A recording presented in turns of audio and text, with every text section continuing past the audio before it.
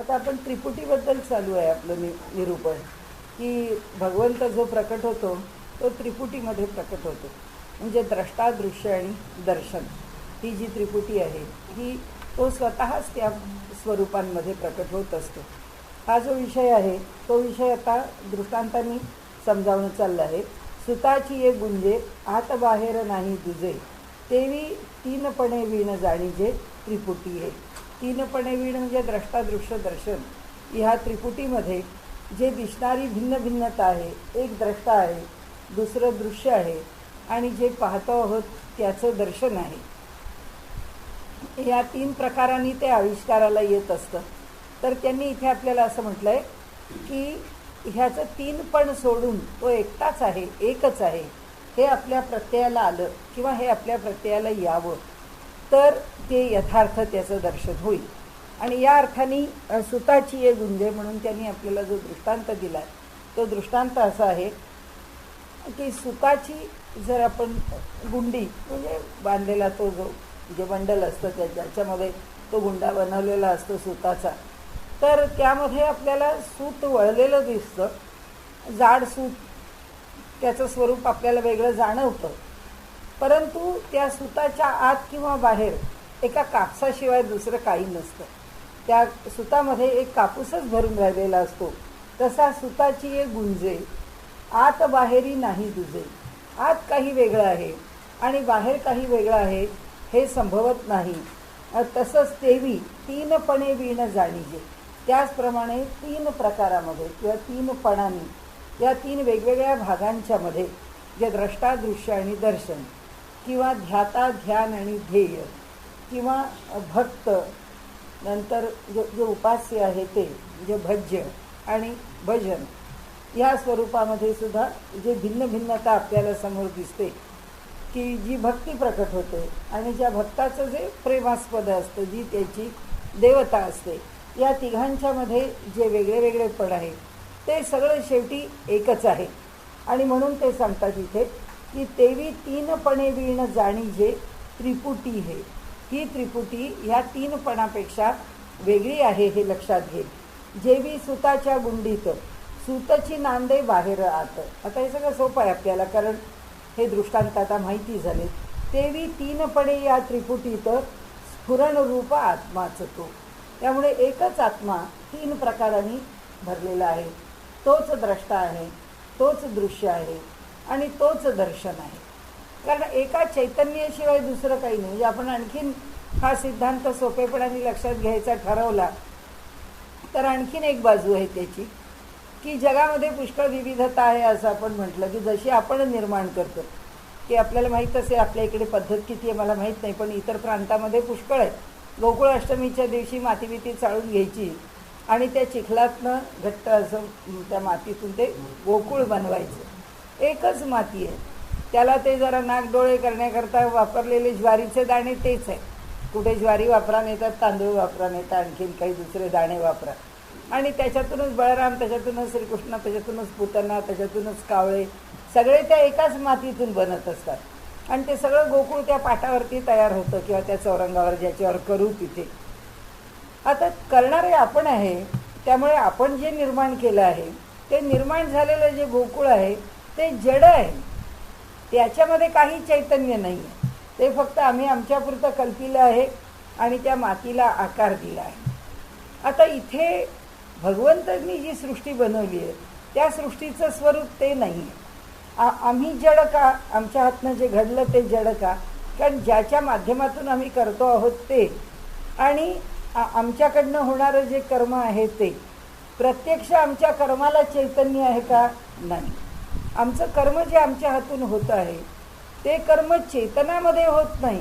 ते आम्हाला दिलेल्या भगवंतांनी चेतना किंवा ऊर्जा किंवा प्राण किंवा आमच्याकडे असलेला जो जीव आहे त्याच्या अधिष्ठानामुळे आम्ही हालचाल करतो आणि आम्ही हालचाल करून एक कर्म करतो आहे. पण केलेलं कर्म चैतन्यातून होत नाही, चैतन्याच्या सहाय्याने होतं. सहाय्य आम्हाला चैतन्याचं, ह्या जीवाला चैतन्याचं सहाय्य. आणि ह्या जीवाला सहाय्य कुठपर्यंत आहे, सगळ्या पातळीवर आहे. जीवाचं जीव म्हणून सहाय्य आहे आणि त्याचं ह्या आमच्या संबंध प्रकृतीमध्ये ते चैतन्य खेळतं आहे म्हणून पण त्याचं साह्य आहे. म्हणजे ह्या जीवाचं साह्य कोणत्या पातळीवर आहे? कर्माच्या पातळीवर आहे. किंवा माझी कर्माची प्रेरणा आहे त्या पातळीवर आहे. माझी कर्माची प्रेरणा कशावरती अवलंबून आहे? माझी कर्माची प्रेरणा माझ्याजवळचे आत्ताच्या या क्षणाचे सत्व, रज आणि तमगुण काय करतात आणि ही पंचमहाभूतं माझ्या ठिकाणी काय, मला त्या मिश्रणातून मला गुणधर्म दे. समजा मी आत्ता बोलायला बसली आहे, तुम्हाला असं वाटलं की यांचा आवाज काय एवढा नीट येत नाही आहे, ती बाई अशी का बोलती आहे, तर मला असं आतून वाटतं अरे आपलं चुकलं, बसायच्या आधी आपण पाणी प्यायला पाहिजे होतं, त्यामुळे आपला घसा कोरडा पडतोय. पण आपल्याला असं आवडत नाही, आपण शक्यतो मध्ये पाणी पित नाही, म्हणजे आता प्यायचं नाही म्हणजे तासभर रेटायचं आहे.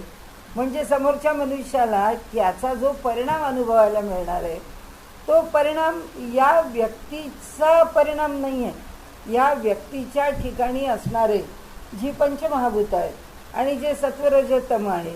आता माझ्याकडे जर सात्विक गुण अधिक प्रभावी आहे, रजोगुण तितका बलवान आहे किंवा नाही आहे, पण तमोगुण जो आहे तो थोडा बलवान आहे. कारण का? आता आग्रह आहे की नाही त्याच्यामध्ये कोण पाणी पितो, पाणी नाही पिणं. मग आता हे ज्ञान आहे का अज्ञान आहे? वेळी कधी अज्ञान आहे तर कधी शहाणपण आहे. शहाणपण कशा करताय? एक तप म्हणून स्वीकारलं तर शहाणपण आहे, पण परिस्थितीजन्य जर आवश्यकता भासली आणि जर त्याचा आपण अंगीकार नाही केला तर तो तमोगुणातनं येणारं अज्ञान आहे. कारण राजसिकता काय आहे? मला बोलत राहायचं आहे, म्हणजे बोलणं हा आता रजोगुणाचा प्रभाव आहे. त्या रजोगुणाच्या प्रभावामध्ये जी क्रिया घडती आहे ती प्रकृतीच्या माध्यमातूनच घडती आहे. क्रियेला प्रकृती हेच माध्यम आहे, परंतु ह्या प्रकृतीला, ह्या अष्टधा प्रकृतीला अधिष्ठान कोण आहे? या अधिष्ठान त्याचं चैतन्य. मय्याध्यक्षेण, माझ्या अध्यक्षतेखाली ही प्रकृती कार्यरत आहे. बरोबर आहे. सूयती, की तेव्हा जग निर्माण करते. सचराचरां, सगळ्या चराचर सृष्टीला ही माझ्या अध्यक्षतेखाली निर्माण करते. म्हणजे इथे ह्या देहातनं होणारा जो सगळा व्यापार आहे तो माझी हालचाल होते म्हणून मला असं वाटतं की हा व्यापार चैतन्यमय आहे. हा व्यापार पुन्हा तेच चैतन्य घडवून आणतात. आता मला वाटतं, म्हणजे मी अनुभव घेतला, हे सगळं जे आहे ते जे फळ आहे मला मिळतं आहे ते फळ ह्या जीवाच्या ठिकाणी असणाऱ्या चैतन्यामुळे मिळतं आहे. तर मी जो अनुभव घेते त्या अनुभवापर्यंत ते चैतन्य कार्यकारी आहे. पण जेव्हा मी कर्म करते तेव्हा माझं कर्म चेतन नाही आहे, माझं कर्म जड आहे. कर्म जड आहे म्हणूनच कर्माचं फळ भोगून झाल्यानंतर पुन्हा भोगायला ते उरत नाही. जर ते चेतन असतं तर त्याचे परिणाम वेगळे झाले असते. माझं कर्म म्हणून राहिलं नाही तर कर्माचं फळ भोगावंच लागलं नसतं. भगवंत चैतन्यमय, तो जसं निर्माण करतो सृष्टी तसं भगवंताला उद्या मीच आव्हान दिलं असतं की भगवंता मी आता अशी सृष्टी निर्माण कर. कारण चैतन्य माझ्यापासून आहे. आम्हाला चैतन्याचं सहाय्य आहे, आम्हाला चैतन्याचं अधिष्ठान आहे. त्या अधिष्ठान आणि सहाय्यातून आम्ही कर्म करतो आहोत. आमचं कर्म जडच आहे. एक परमात्मा सोडला तर बाकी सगळं जड आहे. म्हणजे आपण आत्ता कशाविषयी बोलतो? त्या केलेलं गोकुळ, ते गोकुळ मी निर्माण केलं. त्या गोकुळामध्ये निर्माण केलेल्या गोकुळात मला चैतन्य भरता येत नाही. मी नाही त्यात चैतन्य निर्माण करू शकत. आता आपला गुढीपाडवा झाला ते आपलं शालिवाहन शक आहे. अशी कथा सांगतात की एक काळ असा आला की ज्या काळामध्ये शालिवाहनांनी पुन्हा या देशाला चांगलं वैभवाला आणलं, त्यावेळी तो स्वतः जातीने चांभार आहे आणि त्या जातीचा असणारा हा आता काय करावं, आपण त्या देशाला कसं सुधारावं याच्याकरता त्याच्या मनामध्ये विचार आला. कोणाला मी बाकी कशाचं सहाय्य घेऊन सुधारू शकत नाही, पण मी कशाच्या आधाराने सुधारू शकेन? तर त्यांनी सुधारण्याकरता स्वतःच्या हातानेच मातीचं सैन्य तयार केलं आणि ते तयार केलेलं जे सैन्य आहे त्या सैन्याच्या ठिकाणी त्यांनी सांगितलं की हेच सैन्य चैतन्यमय हो, आणि हे सैन्य जर चैतन्यमय झालं तर ते माझ्या बाजूने युद्धाकरता उभं राहील आणि मी ज्या दुष्टशक्ती आहेत त्यांचा पाडाव याच्या मार्फत करेन. आता ती पुराणात आलेली कथा ती किती सत्य, कशी सत्य, तर तिचा अन्वयार्थ कसा लावायचा हा भाग सोडून द्या. परंतु ती कथा प्रसिद्ध आहे. आणि मग शालिवाहनांनी त्या सगळ्या अचैतनामध्ये चैतन्य फुंकलं. हे का बोलतोय आपण, की आपल्या कर्माच्या जडत्वाला समजून घेण्याकरता बोलतोय, की आम्ही गोकुळ निर्माण केलं, आमचं गोकुळ चैतन्यमय होऊ शकत नाही. आमच्या गोकुळातल्या श्रीकृष्णाला आम्ही म्हणू शकत नाही चला उठा आता आणि आमच्याबरोबर खेळा, असं होणार नाही. तो चैतन्यमय म्हणतो मातीचा तो मातीचाच राहणार आहे. आणि मग त्या शालिवाहनाने हे एवढं मोठं केलं म्हणून त्याच्या नावाने तो शककर्ता झाला. आणि शालिवाहनाच्या नावाने आपण हे शक जाणतो. आता तर आपल्यापुढे मांडण्याचा हेतू असा आहे की जे कर्म आहे ते मनुष्याचं जड आहे. आणि म्हणून आम्ही या जगामध्ये जेवढे व्यापार किंवा व्यवहार करतो ते सगळे कर्माचे व्यापार व्यवहार शेवटी एका मर्यादेपर्यंत जडाच्याच अधीन आहे. आणि एका मर्यादेपर्यंत असं का म्हणायचं, की तोंडाने खाण्याचं कर्म केलं, ते अन्न पोटामध्ये गेलं, ते पोटात गेल्यानंतर प्रकृतीच्या नियमानेच ते अन्न पचलं.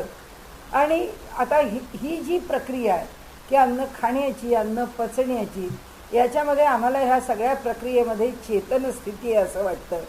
ती चेतन स्थिती नाही, त्याला चैतन्याचं अधिष्ठान आहे. त्या अधिष्ठानावरती कर्म घडतं. आणि म्हणून जे केलेलं कर्म आहे त्या कर्माचं फळ भोगून ते संपतं. जर चैतन्याच्या पातळीवरती कर्म झालं तर ते भोगून कधी संपणारच नाही. कारण का, उदाहरण आहे की भगवान श्रीकृष्ण जन्माला आले, साक्षात चैतन्य विग्रह अवतार घेऊन निर्माण झालं. आपण आत्तापर्यंत अनेक वेळा त्या विग्रह अवताराविषयी बोललो की विग्रह म्हणजे त्या चैतन्याने आपल्यापासून बाजूला होऊन निर्माण झालेलं एक भगवंताचं आकार घेतलेलं आविष्काराला आलेलं रूप. ते भगवंताचं आविष्काराला आलेलं जे रूप आहे ते आमच्यासमोर तो पांचभौतिक असो की नसो, पण ह्या जगरहाटीप्रमाणे तो प्रकट झालेला आहे. आणि आमच्यासमोर तो प्रकट झाला, तो कायम तसा राहणार नाही आहे. त्यांनी ते रूप सोडून दिलेलं आहे. आपल्याला माहिती आहे शेवट करताना त्यांनी त्या पारध्याला किंवा व्याधाला त्यांनी सांगितलेलं की बाबा रे, आता तो येतो जेव्हा जवळ, तो लांबून पाहतो, तोच बाण तयार झालेला असतो ज्या गवतापासून. ते सगळं मुसळासारखं गवत, त्यातनं कठोर असं कठीण तीक्ष्ण, त्याचा लोखंडाचा एक तुकडा, ते सगळी जी कथा आहे ती सोडून जातो, त्याला प्राप्त होतो. त्या तुकड्यातून त्याचा बाण तयार होतो. त्यात तो बाण त्याच्या पायाला लागतो. तो धावत येतो. तो म्हणतो अरे हे काय झालं, मी काय केलं. त्यांनी सांगितलं तू काही नाही केलंस, मलाच जायचंच आहे निघून. उलट जे झालं ते अधिक योग्य झालं, कारण ज्याच्या माध्यमातून मी माझा देह सोडावा अशी माझी अपेक्षा आहे त्याप्रमाणेच माझा देह सोडला. कारण सगळ्या यादवांचा नाश त्या मुसळानेच झाला पाहिजे ना, कारण त्याच्या पोटी तो मुसळ जन्माला यायचं होतं आणि ते आलेलं मुसळ सगळ्या यादवांचा नाश करणार होता. कृष्ण म्हणतो मी त्याला अपवाद कुठे, माझाही नाश त्या मुसळातूनच झाला पाहिजे. त्याप्रमाणे त्या लोखंडातून नाश झाला, हे अगदी योग्य झालं, नियमाप्रमाणेच झालं. आणि भगवंत निघून गेला. भगवंताच्या देहाचं काय झालं हे कुणी पाहिलं. देह त्यांनी खाली टाकला नाही. प्रभू रामचंद्र शरयू नदीमध्ये प्रवेश करते झाले, त्या देहाचं काय झालं कुणी पाहिलं नाही. पाहिलं तो देह पंचभौतिक होता का नव्हता ह्या चर्चेला त्यांनी देह ठेवला नाही. म्हणजे मग तो राम होता का, तो राम पंचभौतिक होता का, तो रामाचा देह कशाचा होता, मग रामाचं स्वरूप काय होतं, हा चर्चेचा विषयच नाही राहिला. याचं कारण असं की त्यांनी देह कोणता धारण करावा, त्यांनी तो विग्रह अवतार काय स्वरूपात स्वीकारावा याचं त्यांना पूर्ण स्वातंत्र्य. ते त्यांच्या स्वातंत्र्याने जन्माला आले. आपला मुद्दा आत्ता काय आहे, आपला मुद्दा एकच आहे की ते देह आम्हाला त्यांचा दिसलाय. शंकराचार्यांचा देह आम्हाला दिसला नाही, नाथ महाराजांचा देह आम्हाला दिसला नाही, ज्ञानेश्वर महाराजांचा देह पडलेला आम्हाला दिसला नाही. आम्हाला मुक्ताबाई कुठे निघून गेल्या विजेबरोबर आम्हाला कळलं नाही. निवृत्तीनाथांनी समाधी घेतली, देहाचं काय झालं आम्हाला कळलं नाही. सोपानदेवांचं आम्हाला कळलं नाही. किती श्रेष्ठ सत्पुरुष आहेत की ज्यांच्या देहाचं काय झालं आम्हाला काही कळलं नाही. त्यांनी त्या पद्धतीने आपल्या देहाचा त्याग करून टाकला. माहीत नाही आपल्याला त्यांना तो तसा का करावा असा वाटला. अगदी आत्ताच्या अलीकडच्या काळामध्ये सुद्धा स्वामी स्वच्छंदानंद म्हणून त्यांनी काशीला आपल्याला स्वातंत्र्य मिळण्याच्या पूर्वीच्या काळामध्ये तिथेच नदीमध्ये म्हणजे गंगा नदीमध्ये त्यांना जेव्हा सांगितलं की आम्ही इथे आपल्याला प्रवेश करू देणार नाही, त्यांनी सांगितलं का नाही, मी आंघोळीला जाऊ शकतो. म्हणाले जायचं तर जा, पण तुमच्या भोवती आमच्या सैनिकांचं कडा असेल ठेवा म्हणाले, काही मला हरकत नाही. ते स्नानाला म्हणून आतमध्ये गेले. आतमध्ये पद्मासन घालून बसले. सगळं सैन्य त्यांच्या भोवती होतं.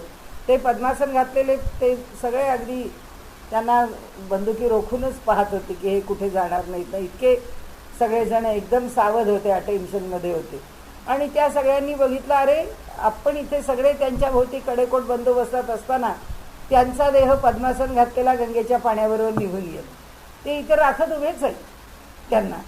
पण त्यांनी पुढच्या क्षणी बघितलं ते कसे गेले, कुठे गेले. हे सामर्थ्य कोणाचं आहे? हे सामर्थ्य ते चैतन्याचं आहे. जे चैतन्य आहे ते चैतन्य कधी नष्ट नाही होऊ शकत. ते चैतन्य त्याला ज्या स्वरूपामध्ये परिवर्तित करायचं आहे त्या स्वरूपात ते परिवर्तित होऊ शकतं. म्हणजे लक्षात ठेवण्याचा विषय त्यांनी चांगदेवाला एकच सांगितला की बाबा रे, आहे या देहाने तू आणखीन जगण्याचा काय प्रयत्न करतोस? ह्या प्रकृतीच्या आश्रयाने किती काळ काढशील? अजून 1000 वर्ष, अजून 2000, अजून 5000, अजून 7000. त्यांनी काय होतं? आणि त्यामुळे सगळे अवतार घेतलेल्या देवतासुद्धा आपले अवतार संपवून निघून गेले आहेत. मग ते चैतन्य मागे राहिलं. ते कोणत्या रूपाने राहिलं? कीर्तिरूपाने राहिलं. आणि अजूनही प्रभू रामचंद्रांचे, भगवान श्रीकृष्णांचे भक्त आहेत. त्यांच्या ठिकाणी त्यांचा अनुभव घेणारे आहेत. त्याच्यामधून आपली भक्ती संपन्न करणारे आहेत. त्यांचं दर्शन प्राप्त करून घेणारे आहेत.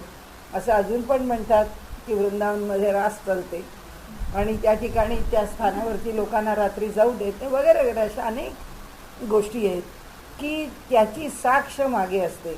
अनेक सत्पुरुषांच्या स्थानावरती, समाधी स्थानावर असं म्हटलं जातं की सत्पुरुष त्या ठिकाणी निवास करून राहतात.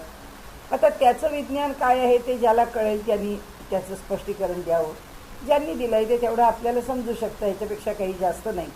पण इथे सांगतानाचा विषय आपल्याला या पातळीवरती समजून घ्यायला असा आहे की तो जो परमात्मा आहे तो त्रिपुटीत प्रकट झाला. आम्ही होणार आहे का त्रिपुटीत प्रकट? कारण तीच त्रिपुटी आमच्याकडे आहे ना. त्या त्रिपुटीतच आम्ही राहतो ना. मी द्रष्टा आहे, मला या दृश्य आहेत आणि यांचं दर्शन मी घेते. दर्शन हा परिपाक आहे. त्या द्रष्टा आहेत, मी दृश्य आहे, त्यांना माझं दर्शन आहे. म्हणजे ह्या त्रिपुटीमध्ये आम्ही नाही का? पण ह्या त्रिपुटीमध्ये मी प्रकट नाही झाले. त्या म्हणजे मी नाही आहे, मी म्हणजे त्या नाही आहे. मला त्या होता येणार नाही, त्यांना मी होता येणार नाही. माझ्या ठिकाणी त्यांचं दर्शन त्यांना मिळणार नाही किंवा त्यांच्या ठिकाणी माझं दर्शन मला मिळणार नाही. मला जर वाटलं की अरे मी माझी अशी मी बसलेली मला कधीच कळणार नाही, मला यांच्या ठिकाणी बघायला मिळू दे, म्हणून त्या मला तशा दिसणार नाहीत. पण ते चैतन्य कसं आहे? ते चैतन्य प्रत्येक रूपामध्ये तेच आहे. मी दिसले तरी तेच आहे, या दिसल्या तरी तेच आहे, तुम्ही दिसलात तरी तेच आहे, तुम्ही दिसलात तरी ते एकच चैतन्य आहे. त्याच्यात काही भेद नाही. आणि ते चैतन्य सर्व ठिकाणी वेगवेगळ्या रूपामध्ये दिसत आहे. ते चैतन्य जेव्हा दृश्य म्हणून दिसत आहे त्याच वेळी ते चैतन्य द्रष्टा म्हणून पण दिसतं. ते चैतन्य द्रष्टा आहे. आणि होणारं जे दर्शन आहे ते त्या एकट्याचंच आहे. म्हणजे आता काय समजून घ्यायचं आहे आम्हाला एकच गोष्ट समजून घ्यायची आहे की नामरूपात्मक भिन्नता त्या चैतन्याने आमच्या प्रत्येकाच्या ठिकाणी जरी प्रकट केली तरीसुद्धा ते एकच एक चैतन्य सर्वदूर भरून आहे. त्यामुळे दर्शन घेताना मला दुसरं कोणी आणि त्यांना मी दुसरी कोणी जरी दिसत असले तरीसुद्धा ज्याला यथार्थ दर्शन मिळेल, त्यांनी इथे शब्द वापरला आहे किंवा इतरत्र वापरला आहे माझ्या लक्षात नाही, मला तर इथेच आलेलं आहे. चामड्याचे डोळे त्यांनी म्हटले ना की चामड्याचे नेत्र आहेत. आमचे साधे कातडी डोळे जे आहेत ते जेव्हा पाहतायत तेव्हा ही भिन्नता अनुभवत आहेत. पण जेव्हा आमच्या कातडी डोळ्यांनी न पाहता जेव्हा आम्हाला यथार्थ दर्शन व्हायला लागेल तेव्हा आम्हाला हा द्रष्टा आणि हे दर्शन हा भेद राहणार नाही. मग त्यावेळी काय होईल? त्यावेळी सगळं काही परमात्ममय दिसेल. ती स्थिती ते सांगतात चांगदेवाला, बाबा रे ती तुला प्राप्त करायची आहे. तू काय माझ्याकडे एवढा सापाचं चाबूक करतोस, वाघावर बसतोस, एवढा शिष्य संप्रदाय घेतोस आणि हे सगळं एवढं आगळबंब आपल्या भोवती धारण करून माझ्या पुढे तुझ्या सगळ्या सिद्धी प्रकट करत कशा करता येतोस? काही आवश्यकता नाही आहे. या सगळ्याची. कारण सगळ्यामध्ये जर परमात्मा भरून आहे तर ते तू जाणून घे. आणि तू एकच जाण की द्रष्टा, दृश्य आणि दर्शन ह्या जगाची ही सबंध त्रिपुटी, या जगातलं काहीही बघायला जा, जे बघशील ते फक्त परमात्मा स्वरूप आहे, त्याच्याशिवाय दुसरं काही नाही. आणि हा सगळा भिन्न भिन्नतेचा जो आहे तो आभास आहे. हा त्या चैतन्यावरचा, तत्वज्ञानाच्या भाषेत बोलायचं तर अध्यास आहे, त्याच्यावर आरोपित केलेलं आहे. हे वेगळेपण हे त्यावर आरोपित झालेलं आहे. आणि म्हणून हे द्रष्टा, दृश्य आणि दर्शन ही जी त्रिपुटी आहे, ही त्रिपुटी परमात्माच आहे, परमात्म्याशिवाय भिन्न नाही, हे तू जाणून घे. आता बाकी याच्याशिवाय ते आपल्याला दुसरं काही समजावत नाही. आपल्याला ही एक गोष्ट समजावतात आणि ते आपण का नाही, त्याचं कारण असं की ह्या जगातली विविधता ही आपल्या चैतन्यातून प्रकट होऊ शकत नाही. आपलं चैतन्य असं नाही आहे की जे चैतन्य परमात्मा जशी जगात विविधता प्रकट करतो तशी हे चैतन्य प्रकट करू शकतं का, तर नाही करू शकत. म्हणून आपण काय म्हटलंय की हा जीव जो आहे, म्हणून तत्वज्ञानाने जीवाला अणुपरिमाण म्हटलेलं. सूक्ष्म आहे, मर्यादित आहे, दुर्बल आहे, त्याला त्याच्या काही विशिष्ट अशा शक्तीच्या ज्या मर्यादा आहेत त्या ठरलेल्या आहेत. शक्ती त्याच प्रमाणामध्ये त्याला वापरता येते, त्याच्यापेक्षा अधिक प्रमाणात तो वापरू शकत नाही. त्याचं कारण असं की तो त्या चैतन्यासारखा सर्व समर्थ नाही. म्हणून त्याला आम्ही विरुद्धावरी काय लावली, कर्तुम अकर्तुम अन्यथा कर्तुम. तो सगळंच करू शकतो. त्याच्या ठिकाणी प्रत्येक गोष्ट करण्याची सामर्थ्य हे त्याच्या ठिकाणी आहे, कारण ते चैतन्य कोणत्याच मर्यादेने बांधलेलं नाही. मग हे चैतन्य कोणत्या मर्यादेने बांधलं आहे, आपल्याला माहिती आहे, अविद्या. मूलभूत अविद्येला आपण कधी विसरायचंच नाही. कारण आम्हाला ज्यांनी पहिलं पांघरूण घातलं आहे, आम्हाला जी पहिली मर्यादा घातली आहे ती पहिली मर्यादा अविद्येची आहे. नाहीतर या चैतन्याला काय, याला मर्यादा नाहीच आहे. आणि म्हणून शंकराचार्य म्हणतात तसं जीवो ब्रह्मैव ना परहा, ब्रह्मापेक्षा जीव हा वेगळा नाही. पण कशामुळे वेगळा आहे, या जगतामध्ये त्याला प्राप्त झालेल्या अविद्येमुळे तो सीमित झाला आहे, तो मर्यादित झाला आहे. आणि त्यामुळे हे सगळं जगत परमात्मा आहे, जीवो ब्रह्मैव ना परहा. म्हणून श्लोकार्धेन प्रवक्ष्यामि यदुक्तम ग्रंथकोटिभिः ब्रह्म सत्यम जगन मिथ्या जीवो ब्रह्मैव ना परहा. हे ब्रह्मच सत्य आहे, हे जगताच्या ठिकाणी मिथ्यात्व आहे. आणि हा जीव स्वतंत्रपणाने कोणी नाही, तो ते एकटं एक चैतन्यच आहे. पण आता हे टाकलेल्या आवरणामुळे त्याचं वेगळेपण आहे. आणि हे सगळं ज्ञानेश्वर माऊलींना, चांगदेवांना सांगायचं की बाबा रे, हे जाण, तू इतक्या विद्या जाणल्यास ही अध्यात्मविद्या का नाही ठसवून घेत तुझ्या मनावरती. म्हणून ते म्हणतात, म्हणजे सुताच्या गुंडी ठाई सुताविण काहीच नाही, गुंडीतून आईशी ही किती नावे उठली जरी, तेवी दृश्य द्रष्टा दर्शन ही तीनपणे नसून स्फुरद्रूप आत्मा पूर्ण हाच एक असे की स्फुरण पावणारा आत्मा. आत्तापर्यंत आपण बोललो त्याप्रमाणे हे ब्रह्म नाही. ज्यांनी स्फुरण पावणं हा गुणधर्म घेतला आहे, स्फुरण पावणं हा गुणधर्म घेतला म्हणजे काय केलं, प्रकृतीशी एकरूप झालं. स्फुरण पावणं हे सामर्थ्य कोणाचं, शक्तीचं. तो शक्तीशी एकरूप झाला. चैतन्य शक्तीशी एकरूप होऊन हा व्यवहार करतो आहे. स्फुरद्रूप आत्मा पूर्ण हाच एक असे की त्रिपुटी भेद नावाला ते ठाई उत्थान पावला, तात्विक विचारे पाहता त्याला त्रिपुटी फोल ठरे. म्हणाले त्रिपुटी हा विचार आहे, किंवा त्रिपुटी हे जे बंधन आहे, किंवा त्रिपुटी ही जी विविध नामरूपता आहे, किंवा त्रिपुटी हा आविष्कार आहे, सगळंच आहे ना. हा आविष्कार आहे कारण आम्ही पाहतो वेगळेपणाने. त्रिपुटीमध्ये नामरूप आहेत कारण हे सगळं वेगळं वेगळं दिसतं आहे. भगवंतांनी या त्रिपुटीच्या रूपाने वेगवेगळी रूपं धारण केलेली आहेत, म्हणून त्याला वेगळे वेगळे गुणधर्म दिलेले आहेत. म्हणून प्रकृती वेगळ्या गुणधर्मांनी त्या प्रत्येक ठिकाणी प्रकट झाली. हे सगळं जरी आम्हाला वेगळेपण दिसत असलं तरी ज्ञानेश्वर महाराज म्हणतात हे फार वरवरच आहे. हे वेगळेपण तुम्ही कितीही मोठं मानलं तरी म्हणाले हे वेगळे पण फार वरवरचं आहे. त्रिपुटी भेद नावाला ते ठाई उत्थान पावला. त्या स्थितीत तो वरती आलाय, उत्थान पावला, त्याचा उदय झालेला आहे. तो त्या स्थानापासून उदित झालेला आहे, वरती बाहेर पडलेला आहे. तात्विक विचारे पाहता त्याला त्रिपुटीचं फोल ठरेल. पण तात्विकपणे जर पाहिलं किंवा तत्त्वज्ञानाच्या पातळीवरती पाहिलं तर तो विचार खोल आहे. म्हणून नुसते मुख जैसे देखी तसे दर्पण मिसे, वायाची देखणे आईसे गमो लागले. जेवी दर्पणाचे ठाई प्रतिबिंबाच्या योगे पाही, मुख दिसे परी नाही ते खरे साच हो. आता पुढे मुखाची नुसती छाया पडली असे ते ठाया, म्हणून दिसणे पण वाया झाले तेथे साचकी. दिसण्याचा दिसणेपणा काहीतरी असल्या विना प्रत्ययासी येईना बुध हो. जेथे काहीच नाही तेथे दिसणे हा शब्द काही, छायेची या ठाई भासाविण काही नसे. म्हणून आपण अनेक वेळा बोललो ना की प्रतिबिंबवाद हा अद्वैतामध्ये एक स्वतंत्र प्रकरण म्हणून घेतलं आहे. जसा अध्यासवाद आहे तसा प्रतिबिंबवाद आहे. आता इथे त्यांनी सांगितलं जेवी दर्पणाचे ठाई प्रतिबिंबाच्या योगे पाही, मुख दिसे परी नाही ते खरे साच हो. म्हणजे आता काय झालं, आम्ही आरशात पाहतो आहोत तर त्याप्रमाणे त्याच्यात आम्ही जेवी दर्पणाचे ठाई आकाशात आम्ही पाहिलं, प्रतिबिंबाच्या योगे पाहिलं.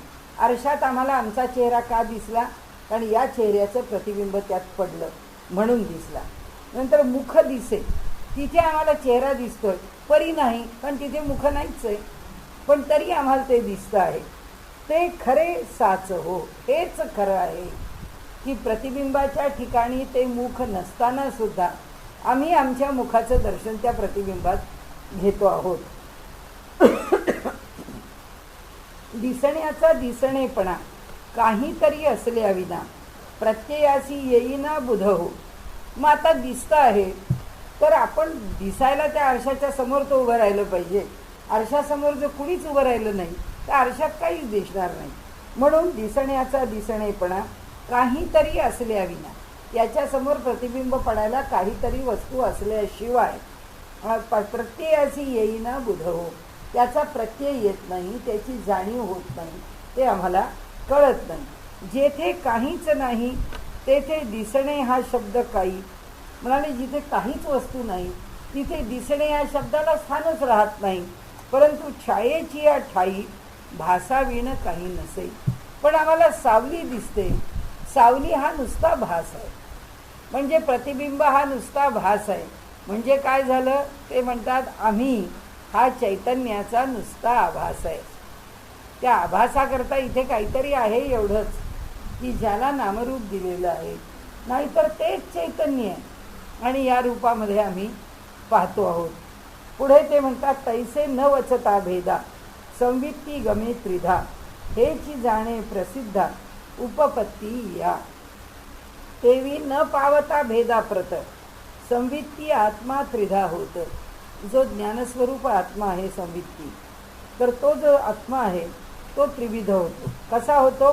न पावता भेदा प्रत, त्याला स्वतःला विभागून घ्यावं लागत नाही. कारण का? हे आमच्या लौकिकात आहे, हे आमच्या व्यवहारात आहे.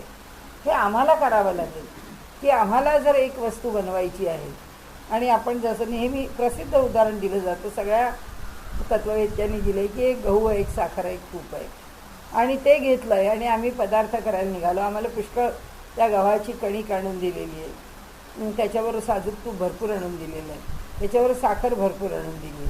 की कुणी सांगितलं आत्ता घीवर करा, की ते म्हणतात ठीक आहे कितीचा घीवर करायचा, आपण सांगू यातल्या 4 भांड्यांचा करा, की लगेच ते 4 भांडी त्या पिठाची बाजूला झाली. दुसऱ्यांनी सांगितलं नाही त्याच्यामध्ये बालुशाही करा, की तो म्हणून आणखीन 4 भांडी बाजूला काढा, 4 भांड्याची बालुशाही करा. सगळे पदार्थ असे वेगवेगळे पदार्थ करण्याकरता आम्हाला त्याची वेगळी वेगळी प्रक्रिया करावी लागते. आणि आपण भगवंताच्या जेव्हा चमत्काराच्या कथा ऐकतो तेव्हा आपल्याला काय कळतं की भगवंतानी एका क्षणामध्ये जे पाहिजे आहे ते समोर उत्पन्न करून दिलं. भगवंतानी म्हटलं हे घे तुला काय पाहिजे, आपल्याला आश्चर्य का वाटतं? कारण हे उत्पन्न करायला आपल्याला पुष्कळच खटपट आहे, आणि हे उत्पन्न करायला त्याला काहीच खटपट करावी लागलेली नाही. त्याला का खटपट करावी लागत नाही? कारण त्याला काही करावंच लागत नाही. तो ज्ञानमय जो परमात्मा आहे त्याला स्वतःला कुठल्याही प्रकारे मोड तोड न करता, स्वतःमध्ये कुठलाही बदल न घडवून आणता, त्याला जे पाहिजे आहे ते निर्माण होत आहे. त्याला जे पाहिजे आहे ते कशाने निर्माण होत आहे? संकल्पाने निर्माण. त्याची सगळी सृष्टी म्हणून संकल्पमय सृष्टी आहे. योग वासिष्ठ जे आहे त्याच्यामध्ये हाच विषय प्रधान आहे की संकल्पमय सृष्टी कशी, आणि त्या संकल्पमय सृष्टीमधलं ज्ञान कसं. तसं आहे, आपला जसा संकल्प आहे तसा आपला अनुभव आहे. आपण आपल्या ठिकाणी संकल्प करत जावा, आपण ज्या पद्धतीचा संकल्प करत जाऊ त्या पद्धतीचा अनुभव आपण घेत राहू. आणि म्हणून त्यांनी इथे जे म्हटलं आहे की तो भगवंत जो आहे तो आहे कसा खरा, म्हणजे मूळ तो ज्ञानमय आहे. संवित्ती ते केवळ ज्ञानमय स्वरूप आहे. केवळ ज्ञानाने आकलन होणार आहे, त्याचं केवळ ज्ञान होणार आहे. आकार नाही, असा प्रकार नाही, हा भाव नाही, तो भाव नाही, केवळ ज्ञान. जो केवळ ज्ञानाने प्राप्त होतो असा तो परमात्मा जेव्हा कशातही मूर्त रूप घेतो, भले त्यांनी त्या चांगदेवांचं घेतलं, भले त्या परमात्म्याने तिथे ज्ञानदेवांच्या रूपाने प्रकट झाले, ते निवृत्तींच्या रूपाने प्रकट झाले, ते सोपानदेवांच्या रूपाने, ते मुक्ताबाईंच्या रूपाने प्रकट झाले. हे सगळं जे त्याचं प्रकटीकरण आहे ते प्रकटीकरण कसं आहे? त्याला स्वतःला काहीतरी द्यावं लागतं, टाकावं लागतं, आणि मग ते प्रकट होतं असं नाही आहे. ते केवळ त्याच्या ठिकाणी ते ज्ञानमय अशी ती संवित्ती त्याला धारण करायचं आहे, त्या रूपामध्ये ती धारण होऊ शकते. म्हणून ते म्हणतात संवित्ती आत्मा त्रिधा होत. तो स्वतःच आपल्या ठिकाणी त्रिविध बनतो. आणि मग तो कसा बनतो? द्रष्टा दृश्य आणि दर्शन भासत त्रिपुटीच्या रूपेतो. हीच तया ओळखायाची उपपत्ती आहे साची, दृश्य दर्शन भेदाची वार्ताच नसे. मग त्याला जाणून घेण्याचा मार्ग कोणता? त्याला जाणून घेण्याची प्रक्रिया कोणती? तर म्हणाले हीच आहे. द्रष्टा दर्शन आणि दृश्य या सगळ्यामध्ये दृश्य आम्ही अनुभवलं. इथे ते दोनावर आले, द्रष्टा आणि दृश्यावरती. ते म्हणाले द्रष्टा आणि दृश्य तोच आहे. त्याला जाणून घेणे किंवा त्याचं दर्शन घेणे हा आमचा भाग जरी असला तरी त्याला कसं ओळखावं की द्रष्टा आणि दृश्य दोन्ही तोच आहे. मग जे दर्शन होईल ते त्याचंच आहे. म्हणजे वेगळं दर्शन तो आहे हे म्हणायची आता गरज उरली नाही. कारण द्रष्टा आणि दृश्य म्हणजे तत्त्वज्ञान त्यांनी आता थोडंसं कुठे आणलं त्याला सांगताना की हे लक्षात ठेव तू की या जगाकडे पाहताना तू कसं पाहायचं आहेस. म्हणून वारकऱ्यांची जी प्रस्थानत्रयी आहे त्याच्यामध्ये त्यांनी ही 65 ओव्यांची चांगदेव 65 का घेतली? कारण याच्यामध्ये वारकरी संप्रदायाचा व्यवहार पण येतो. की व्यवहार कसा की मी द्रष्टा आणि समोरचं दृश्य हे अभेद आहे. त्यामुळे हे दोन्ही परमात्माचं आहे. आणि म्हणून माऊलींचं वचन काय आलं? जे जे भेटे भूत तयामानी भगवंत. इथे ते भगवंतच आहे, ते भूत मात्र नाहीच आहे. म्हणजे इथे सामाजिक पातळीवरती दया वगैरे शिकवली आहे का? नाही. त्यांनी तात्विक पातळीवरती परमात्म्याचं स्वरूपच सांगितलं. कारण संत सत्पुरुष जेव्हा व्यवहाराचा उपदेश करतात तेव्हा ते तत्त्वज्ञानाशिवाय काही बोलत नाही. फक्त ते बोलतात ते खूप सोपं आहे असं आपल्याला वाटतं. कारण आपण म्हणतो की समर्थ आहेत, समर्थांचं बोलणं फार सोपं आहे, फार व्यावहारिक आहे. कुठली ओवी व्यावहारिक आहे? सगळ्या ओव्या कठीणच आहे. सगळ्या ओव्या तत्वच सांगणार आहे. ते तत्वाशिवाय कुणी बोलतच नाही. तसं इथे माऊली म्हणतात की या ठिकाणी हीच तया ओळख आहे याची उपपत्ती आहे साची, दृश्य दर्शन भेदाची वार्ताच नसे. दृश्य आणि दर्शन नावाने काही वेगळं नाही. मी जर मला एक कुणी व्यक्ती भेटली असं म्हटलं तर माऊली म्हणतात भेटली असं म्हणूच नका, कुणी व्यक्ती आहे असं म्हणूच नका.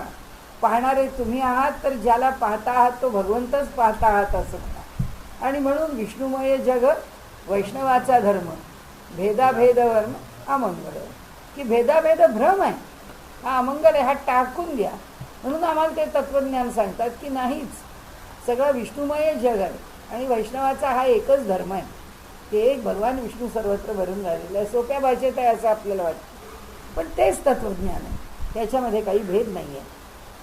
त्रिपुटी ठाई नाही भेद, मुळीचा आहे अभेद, त्यामुळे स्वसंवेद्य आत्मा न बाधित होत असे. या त्रिपुटीमुळे हे जे मूळ संवित्ती, हे जे आत्म्याचं ज्ञानस्वरूप आहे ते बाधित होत नाही. त्याचं कारण असं आम्ही वरवरचं पाहतो, पण अंतरंगामध्ये त्या तत्वाला कुठेच बाधा आलेली नाही. तेच तत्व या वेगवेगळ्या रूपाने प्रकट झालेलं आहे. तेवी गोड पातळ पांढऱ्या परी, द्रष्टादृश्य दर्शन निर्धारी, दूध आत्मवस्तू साजिरी विबुध हो.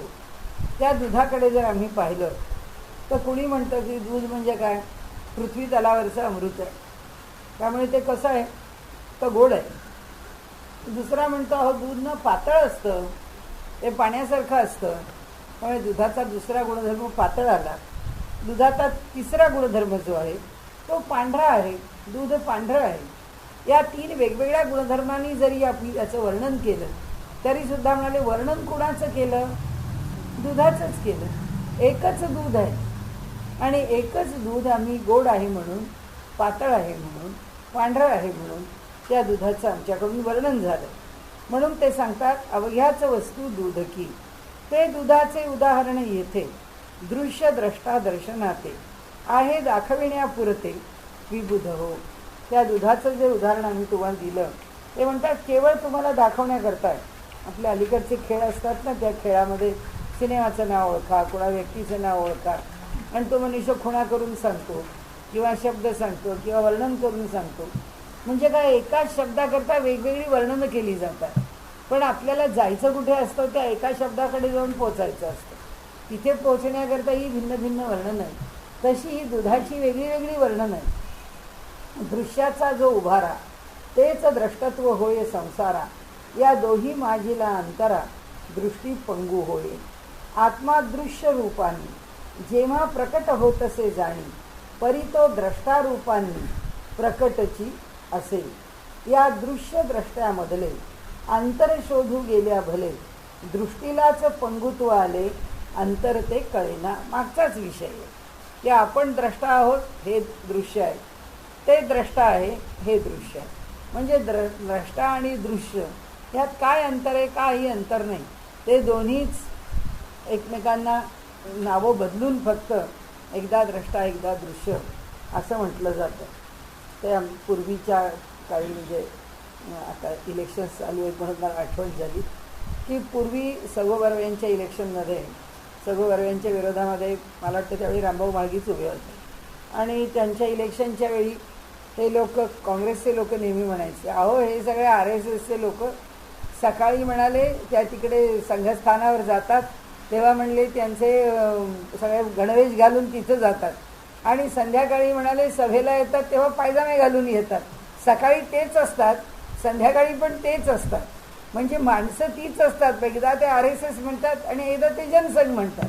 म्हणाले ह्या लोकांपेक्षा कुणी वेगळं नसतं. आणि खरंच आहे, आपण जरी पाहिलं ना तरी सगळ्या पुणेभरामध्ये व्याख्यानाकरता फिरत राहिलो आपण आणि लोक पाहत राहिलो तर त्या त्या भागात गेल्यानंतर आपल्याला 100, 200, 400चा एक गट असा असतो की जो कुठेही गेला तरी तो आपल्याला नक्की दिसतो.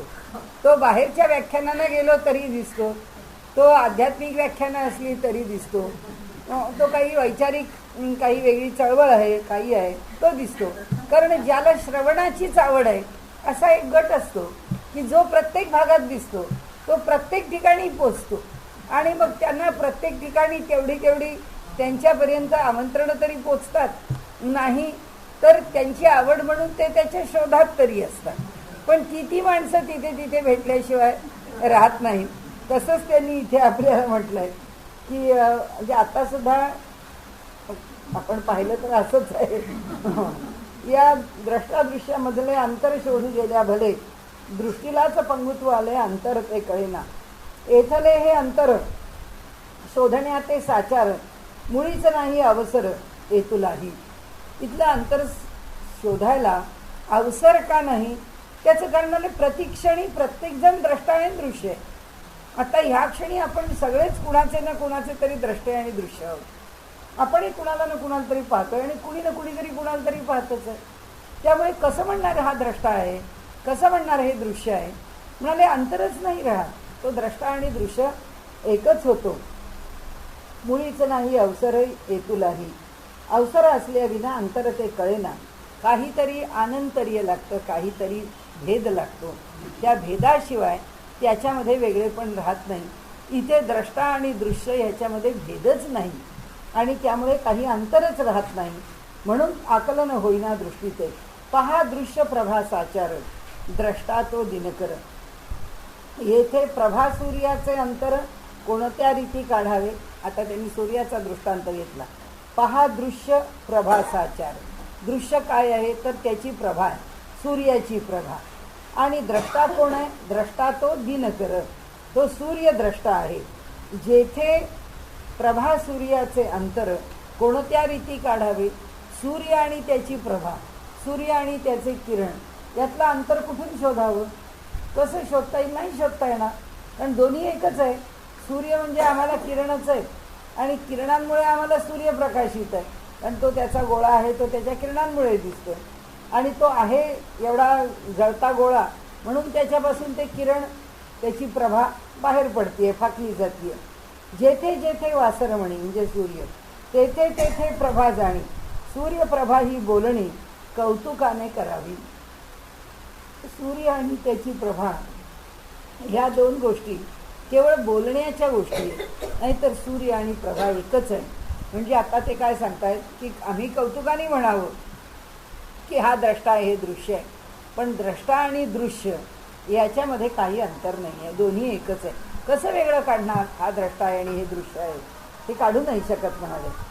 जेथे जेथे प्रभे लागी पाहता ती दृश्य भासरूप सर्वथा, काकी नये ती झाडीता वा गुंडाळीता कोणाही. आता प्रभे लागी पाहता ती दृश्य भासरूप सर्वथा. आता ती आम्हाला दृश्य आहे, ती आम्हाला भासमान होते किंवा दृश्याला ती भासमान करते, दोन्ही बाजूनी सर्वथा. काकी नये ती झाडीता वा गुंडाळीता कोणाही. तिला झाडून टाकता येत नाही किंवा आता ती प्रभा गुंडाळून ठेवा. जसं आपल्या घरामध्ये आता दिवस बदलायला लागले, उत्तरायण लागलं की आपल्या घरात येणाऱ्या उन्हाच्या दिशा बदलायला लागतात. मग आपण म्हणतो अरे बापरे या खोलीत फार ऊन येतं, आता हे ऊन ह्या खोलीत नको आहे. म्हणून आपण जर ठरवलं की हे सूर्याचे किरण जरा गुंडाळून बाजूला ठेवून, तर ते कुठे ठेवता येणार आहे. ते आम्हाला गुंडाळता येत नाही, ते आम्हाला झटकता येत नाही, ते आम्हाला झाडता येत नाही. ते जसे येणार आहेत तसे येणार आहे, कारण ते त्याच्यापासून कोट्यावधी महिलांच्यापासून आमच्यापर्यंत पोचत आहेत आणि ते येतच राहणार आहे. आणि म्हणून ते म्हणतात वा गुंडाळीता कोणीही वा तुकडा पाडिता त्या प्रभेचा सर्वथा, काकी तिची अभेदता मुळीचा आहे सूर्याशी. म्हणाले त्याचा सूर्यापासून तुकडा पाडणं शक्य आहे का, कारण सूर्य आहे म्हणून ती प्रभा आहे आणि प्रभा दिसते आहे म्हणून आम्हाला सूर्याचं दर्शन होत आहे. काकी तिची अभेदता मुळीचा आहे सूर्याशी. अभेद जे जे असे त्याचे अंतर ना निघत असे. अंतर निघण्याचं असे अवसराची अपेक्षा. त्यांच्यामध्ये वेगळेपण आम्हाला जर दर्शवायचं असेल तर ते वेगळेपण दर्शवण्याकरता त्यात काहीतरी अंतर असावं लागतं. एक हिरवा रंग आहे आणि तो हिरवा रंग इथे आम्ही पसरला आहे आणि त्यानंतर त्याच्या शेजारी दुसऱ्या ठिकाणचा हिरवा रंग घेतला आणि तो त्याच्या शेजारी त्याच्याच सारखा आहे, तो पसरला आहे. तर कुणी विचारलं की अहो सांगा बरं, आम्ही ते दोन ठिकाणचा रंग पसरला आहे, तुम्हाला फरक कळतोय का, हा रंग कुठपासून कुठपर्यंत येईल, तो कुठपासून कुठपर्यंत. तो माणूस म्हणाला अहो रंग इतका सारखा आहे आणि इतका सारखा ब्रशनी त्याच्यावर पसरलेला आहे की या दोन रंगामधलं अंतर काही कळू शकत नाही, त्यामुळे हे दोन रंग वेगळे आहेत असं सांगता येत नाही. तेव्हा ते सांगतात अंतर केव्हा कळेल, जेव्हा त्या त्या मापनामधला तिथे भेद असेल तेव्हाच. काल असेल कालाचा भेद पाहिजे, रंग असेल रंगाचा भेद पाहिजे, अंतर असेल तर त्या मापनाचा भेद पाहिजे की हे अंतर इतकं आहे. सांगा बरं 1 किलोमीटर अंतर कुठे होतं. तो म्हणतो आता तिथे 1 किलोमीटरवरती आम्हाला काहीतरी मार्किंग पाहिजे मग त्याच्या पुढचं अंतर किती आहे हे कळायला त्याच्यापासून भेद होईल. पण हा पळतोच आहे पळतोच आहे पळतोच आहे, हा 1 किलोमीटरवर थांबला नाही, 2 वर नाही, 3 वर नाही. मग ह्याच्या चालण्याचे तुकडे कसे पाडावेत? कारण हा सातत्याने पळतो आहे किंवा हा सातत्याने भरा चालतो आहे. तर म्हणून ते म्हणतात की हे वेगळेपण सांगायला काहीतरी अंतर किंवा काहीतरी खंड किंवा काहीतरी वेगळंपण हे त्याच्यामध्ये असावं लागतं, तेव्हा त्यातला भेद सांगता येतो. म्हणजे पुन्हा आपण कुठे आलो आपल्या जर लक्षात असेल तर पुन्हा आपण अमृतानुभवाच्या मापन या थिअरीवरती आलो की हे जग जे आहे या जगाचं फक्त मापन केलं जातं. आम्ही जे ज्ञान मिळवतो ते सगळं ज्ञान म्हणजे मापन आहे. आणि मापनाची प्रक्रिया फक्त बदलत असते की आपण समोरच्या माणसाचा स्वभाव खूप चांगला आहे किंवा तो खूप रागीट आहे किंवा तो खूप स्पष्टवक्ता आहे किंवा तो अत्यंत भिडस्त आहे किंवा तो मनुष्य काही झालं तरी सांगणार नाही. हे काय मापन आहे. आणि ह्या मापनाला आवश्यकता कशाची आहे? सापेक्षतेची. काहीतरी तुलनेला दुसरं आहे. म्हणजे आम्हाला कळत नाही की अमक्याशी तुलना करून अमक्याचं गुणधर्म सांगावे लागत नाही. कारण आम्ही लहानपणापासून आमच्या बुद्धीने काही मापन केलेलंच आहे की असा असला मनुष्य म्हणजे तो भिडस्त असतो, असा असला मनुष्य म्हणजे तो सज्जन असतो, असा असला म्हणजे तो रागीट असतो. हे मापन केव्हाच बुद्धीने करून ठेवलं.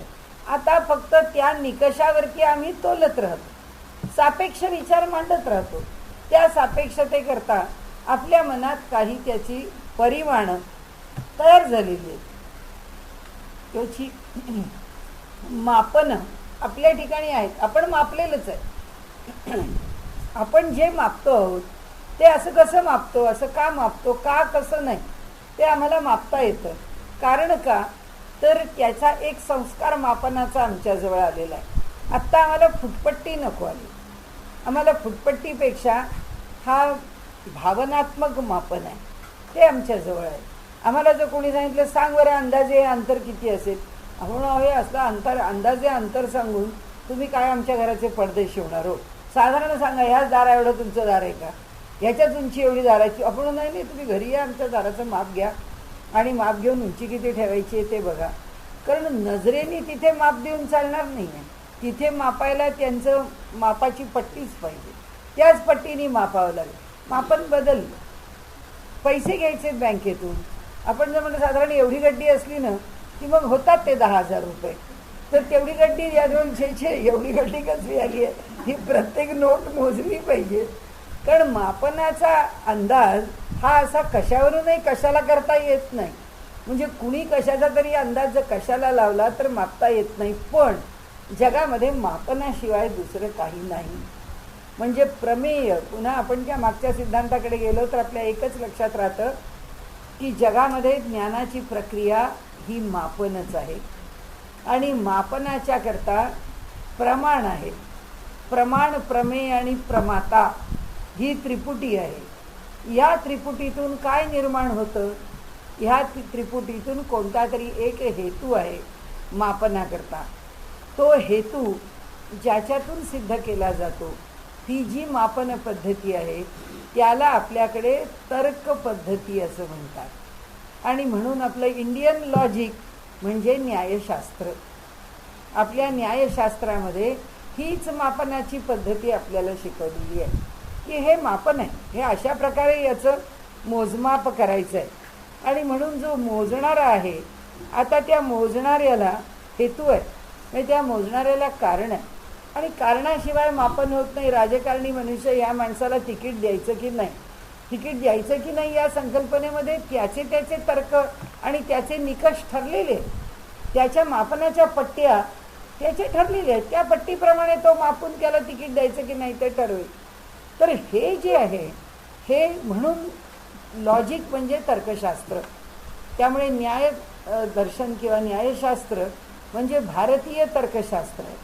आणि आपण आधुनिक जे लॉजिक शिकतो ते जगामध्ये ज्या तर्काचा विचार केला जातो ते तर्कशास्त्र आहे. आणि म्हणजे आपलं सगळं तत्त्वज्ञान हे कशावरती आम्ही जाणतो किंवा मापतो ते पुन्हा तर्कशास्त्रावरच आहे. आम्ही जेव्हा हे सगळ्या फुटपट्ट्या लावलेल्या आहेत त्या सगळ्या न्यायाच्या आणि तर्काच्या आहेत. इथे कोणत्या भावाच्या पट्ट्या नाही लावल्या. इथे आम्ही भक्तीने जेव्हा काही जाण्याला जाऊ तेव्हा या सगळ्या पट्ट्या ह्या गळून पडतील. त्याच्या पट्ट्या वेगळ्या आहेत. त्याची पट्टी काय आहे? उत्कटता ही त्याची पट्टी आहे. अंतःकरणातलं प्रेम ही त्याची पट्टी आहे. त्या प्रेमाला येणारा पुन्हा पुन्हा ते उचंबळून येताना येणारा जो पूर आहे ती त्याची पट्टी आहे. त्याचं मोजमापच वेगळं आहे आणि त्या मोजमापात तो प्राप्त होणार आहे असं पुन्हा संत म्हणत नाही की तुम्हाला प्रेमाचा गहिवर आला की लगेच तो भेटला असं नाही. माहीत नाही त्याला केव्हा भेटावंसं वाटेल. आणि तो त्याच्या बाजूने त्याची पट्टी सांगतो की तो म्हणतो की उत्कटता जिथे निर्माण झाली तिथे मी धावत पोचतोच आहे. कारण का तर मी भक्त पराधीन आहे. म्हणून त्यांनी त्याचा निकष सांगितला आहे, यांनी यांचा निकष सांगितला. तो म्हणतो मी भक्ताच्या ठिकाणी पराधीन आहे. मग आता ज्या अर्थी तो धावत पडत आपल्याकरता आलेला नाही आहे त्या अर्थी अजून आपण भक्त नाही आहे. आणि जो म्हणतो की मी पुष्कळ उत्कटतेने त्याला भजतो आहे याच्या बाजूने याची पट्टी यांनी सांगितली आहे की मी इतक्या उत्कटतेने त्याला भजतो आहे. बस ह्याचं परिमाण आहे. हा म्हणतो ही उत्कटता मला अजून वाढवली पाहिजे, मला अजून वाढवली पाहिजे, ती अजून शिगेला पोचली पाहिजे. नाही पोचली. शेवटी काय आहे ह्या सर्व ठिकाणी एकच परिमाण आहे, मापन. आणि आपण एक नेहमी लक्षात ठेवायचं की आपण जेव्हा तत्त्वज्ञानाचा विचार करतो किंवा या जगामध्ये कोणत्याही गोष्टीचा विचार करतो तेव्हा या नाही तर त्या नाही तर त्या परीने आम्ही फक्त मोजत असतो. आम्ही फक्त मोजतो. हे केवळ मापन आहे. या जगामधलं ज्ञान हे मापनाच्या पलीकडे जात नाही. आणि त्या मापनाला दुसरं सहाय्य म्हणजे एक गोष्ट आहे ती म्हणजे तर्क. दोन गोष्टी आहेत त्याच्या मागे. एक प्रत्यक्ष मापन आहे, त्या मापनाच्या मागेही तर्क आहे. आणि एक निव्वळ तर्कावर आहे. म्हणजे जसं आपण आता आपले विषय असतात ना की थिअरॉटिकल फिजिक्स आहे की त्याच्यात तुम्ही एक्सपेरिमेंट्स करायला नाही जाणार आहे. तुम्ही केवळ बाय थिअरी, केवळ तर्कावरती विषय उभारलेला आहे. केमिस्ट्री आहे, केमिस्ट्रीतले सगळे प्रयोग आपण करत नाही. किंवा आता फिजिक्समध्ये जसं म्हटलं तसं केमिस्ट्रीमध्ये सुद्धा त्या एलिमेंट मॉलिक्युलचं जे काही ॲटॉमिक स्ट्रक्चर आम्ही द्यायला जातो त्या ॲटॉमिक स्ट्रक्चर जेव्हा आम्ही डिस्कस करतो किंवा त्याचं जेव्हा आम्ही वर्णन करतो त्यावेळी काय कुणी पाहिलं आहे तो ॲटॉम, कुणी पाहिलं आहे त्याचं स्वरूप? नाही पाहिलं. पण तो तर्क इतका जबरदस्त आहे की त्या तर्काने त्याचं जे वर्णन केलं आहे आणि ते मापन करून जे स्वीकारलं आहे त्याच्यावरून काढलेले जे निष्कर्ष आहेत ते सत्य होत आहेत ना. ते निष्कर्ष सत्य होत आहेत म्हणून आम्ही स्वीकारलेलं मॉडेल सत्य आहे. ते ज्या दिवशी फेल होतात त्या दिवशी आम्ही ते मॉडेल डिस्कार्ड करतो. आपण म्हणतो याला अमुक एक मर्यादा आहे, ह्याच्या पलीकडे गेलं पाहिजे. म्हणून तर आता एवढे पार्टिकल सापडून परवा त्या गॉड पार्टिकलच्या मागे गेलो की नाही आपण? की नाही. हे जगाच्या क्रिएशन करता ह्याच्याहीपेक्षा आणखीन एक काहीतरी वेगळा पार्टिकल आहे की ज्याचं असणं त्या ॲटममध्ये महत्त्वाचं आहे. आणि तो असेल, तो ज्या प्रमाणात असेल, जसा असेल त्याप्रमाणे सृष्टी निर्माण होईल. आणि तो त्याचा बेसिक पार्टिकल आहे, तो त्याचा मूलभूत कण आहे की ज्या मूलकणापासून हे सगळं निर्माण झालं. म्हणजे हे शेवटी काय आहे माहिती का? हे तर्काने केलेलं मापन आहे. आणि त्या तर्काचे अनेक प्रकार आपल्याकडे मांडलेले आहेत. आणि त्यामुळे आपल्याला जर तत्त्वज्ञानाचा अभ्यास करायचा असेल तर आपल्याला सर्वजण सांगतात आधी न्यायशास्त्र शिका. आपल्याला काहीही, आपल्याला कोणताही, म्हणजे राजा रामण्णांचे मी अनेक वेळा आपल्याला उदाहरण दिलं असेल ज्यांनी त्यांच्या भवन्स जर्नलमध्ये त्यांचा लेख होता आणि त्या लेखात त्यांनी आपल्याला त्या लेखाच्या आधारे त्यांनी आपलं प्रकटन दिलेलं होतं की ते म्हणाले जेव्हा जेव्हा आमच्या रिसर्चच्या कामामध्ये आम्हाला अडचणी येते त्या प्रत्येक वेळी म्हणाले मी न्यायदर्शनाचा आधार घेतो, मी न्यायशास्त्राचा अभ्यास करतो की आता तर्क कुठे नेऊ, आता इथे आम्ही अडकलोय. तर ह्या अडकलेल्या जागेवरून जर आम्हाला पुढे जायचं असेल, इथून जर आम्हाला रेसवर जरी पुढे सरकायचं असेल तरी आम्हाला कोण मदत करेल? त्यांनी कधीच म्हटलं नाही आम्हाला वेस्टर्न लॉजिक मदत करेल, ते म्हणाले आम्हाला इंडियन लॉजिक मदत करते. आणि म्हणून आपण जे आपल्यापुरतं म्हणतो ना की आपल्याला तत्त्वज्ञान समजून घेतलं पाहिजे नीट, याचं कारण असं की हे तत्त्वज्ञान समजून घेताना आपलं अनायासे इंडियन लॉजिक पक्कं होतं आणि त्याचा लाभ आपल्याला इतरत्र होतो. त्याच्यामध्ये निश्चित आपल्याला लाभ आहेत. अनेक आपण म्हणतो ना हो म्हाताऱ्या माणसांनी कशाला वाचायला पाहिजे तत्त्वज्ञान, तरुण मुलांनी वाचलं पाहिजे. याचं कारण असं की या आध्यात्मिक विषयांचा अभ्यास जेव्हा तरुण मुलगा करील तेव्हा त्याला विधायक बाजूनी तर्क कसा नेता येतो आणि तो तर्क जीवनाला यशस्वी करण्याकरता कसा उपयोगी पडतो याचा विचार करण्याचं त्याला वळण लागतं. आता आम्ही पर्सनॅलिटी डेव्हलपमेंटमध्ये पॉझिटिव्ह थिंकिंग करा म्हणून सांगतो, पण ते पॉझिटिव्ह थिंकिंग येणं आणि त्या पॉझिटिव्ह थिंकिंगमध्ये राहणं याच्याकरता त्या बुद्धीवरती काही संस्कार, काही प्रक्रिया व्हावी लागते आणि त्या प्रक्रियेनंतर त्यामधून काही प्रोसेस किंवा काही पुढे प्रगती होऊ शकते. कारण त्याच्या पुढे प्रक्रिया सुरू होण्याकरता काही मुळात त्या प्रक्रियेकरता आधार लागतो की नाही. आता आपण तो शब्द वापरतो अधिष्ठान. आता हे अधिष्ठान हा शब्द जर कळला तत्वतः तर मुलांना समजेल की जीवनात कसं जगावं. कारण आमच्या जीवनाचं अधिष्ठान काय, ते तसं का असावं, जीवनाला आमच्या निष्ठा असावी, जी का असावी, मग निष्ठा म्हणजे काय, मग ती निष्ठा कोणती असावी, मग ती कोणती निष्ठा स्वीकारली तर त्याचे लाभ होतील, ती कोणती टाकली तर आमचे लाभ होतील, हे सगळं कळायला या दिशेने विचार करता यावा लागतो. आणि या दिशेने विचार दुर्दैवाने जगामध्ये इतरत्र सूक्ष्मतेने इतका केला नाही आहे असं आपण नाही म्हणत. कारण आपण म्हटलं तर कोण मान्य करणार आहे आणि आपल्याला काय करणार. म्हणजे राजा रामांना सांगताय की म्हणाले आम्हाला आमच्या विषयामध्ये सुद्धा तर्क करायला किंवा इतर प्रकारांनी तर्क करायला आम्ही जेव्हा थांबतो तेव्हा आम्हाला तर्क या पातळीवर करावा लागतो किंवा आम्ही या पातळीवर करतो. म्हणून त्यांनी इथे म्हटलं तेवढं बघू आणि थांबूया आपण. तर इथे त्यांनी सांगितलं की आम्ही जे बोलतो, त्यांनी इथे जे म्हटलं आहे की प्रभे लागी पाहता ती दृश्य भासरूप सर्वथा काकी नये झाडीता वा गुंडाळीता कोणाही वा तुकडा पाडिता त्या प्रभेचा सर्वथा काकी तिची अभेदता मुळीच आहे सूर्याशी. म्हणजे सूर्य आणि प्रभा हा विषय घेतला आणि न्यायदर्शनकाराच्याकडे त्यांच्या सूत्राप्रमाणे हा विषय टाकला. जसं कॉम्प्युटरला आपण एखादा विषय फीड करतो आणि याचे सगळे प्रॉबॅबिलिटीज आम्हाला दे आणि याचं उत्तर दे म्हणतो, तसं आहे न्यायशास्त्र. हे एक वाक्य टाकलं की सूर्य आणि त्याची प्रभा कशी समजावी, सूर्य आणि प्रभा यांचं नातं सांगा आम्हाला, सूर्य समर्थ का प्रभा समर्थ सांगा आम्हाला, सूर्याशिवाय प्रभा राहू शकते का प्रभेशिवाय सूर्य राहू शकतो सांगा आम्हाला. सगळं हे जे त्याचे येणारे विकल्प आहेत ना, ते सगळे विकल्प समोर ठेवा म्हणतात. ज्ञानेश्वर महाराजांचं आमचं लोक आपले असं आहे की आपल्याकडे मराठीत म्हण आहे ना की उचलली जीभ आणि लावली टाळ्याला. तसं आहे की उठला तो आपला कुणी म्हणतो हो ईश्वर काय, आमचा काही विश्वास नाही आहे, परमेश्वर वगैरे आम्ही काही मानत नाही, आम्हाला काही ते फारसं पटत नाही. अहो हे सगळी पुरातन शास्त्र, त्याला काही फारसा अर्थ नाही, ते सगळं आउटडेटेड आहे. अरे तू काय वाचलं बाबा, तुला काय कळलं त्यातलं. काहीही न कळता मनुष्य जेव्हा बोलतो तेव्हाच तो हे बोलू शकतो, अन्यथा बोलू शकत नाही. आणि म्हणून त्यांनी इथे सांगितलं की एक एक विषय किती प्रकारांनी धसाला लावून तो सिद्ध केलेला आहे. तो काही असा उगीच त्याची सिद्धी आलेली नाही आहे किंवा ते त्या स्थानाला जाऊन तो सिद्धांत, त्याची उपपत्ती, त्याच्याविषयीचा विचार, त्याचा तर्क हा मोठा बिनतोड आहे आणि तो तिथे नेऊन ठेवलेला आहे. वा तुकडा पडिता त्या प्रभेचा सर्वथा काकी तिची अभेदता मुळीच आहे सूर्याशी. वा तुकडा पाडिता त्या प्रभेचा सर्वथा काकी तिची अभेदता मुळीच आहे सूर्याशी. अभेद जे जे असे त्याचे अंतर का निघत असे, अंतर निघण्यास असे अवसराची अपेक्षा. दुसरा सिद्धांत सांगितला की त्यांच्यामध्ये अंतर म्हणजे भेद म्हणजे फूट, म्हणजे त्याच्यात काहीतरी सांद फट काहीतरी पडायला पाहिजे, पण ती पडतच नाही कारण ती कंटिन्युअस आहे.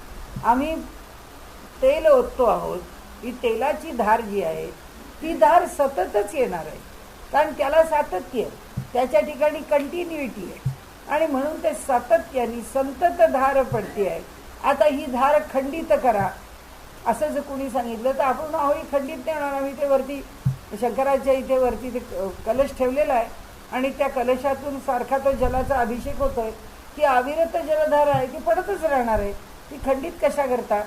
एकदा ती प्रक्रिया स्वीकारली की ती प्रक्रिया तशीच आहे हे सिद्धीला केव्हा आलं की जेव्हा मर्यादित स्वरूपात तरी का होईना पण त्या कळशीमध्ये पाणी भरलं आहे आणि शंकराच्या पिंडीवरती बारीकशा छिद्राला एक काडी लावून त्या पाण्याचा थेंब किंवा त्याची धार, त्याची गती आम्ही निश्चित केली आहे, तेव्हा आम्ही म्हणतो ही संततधार शंकरावर ठेवली आहे.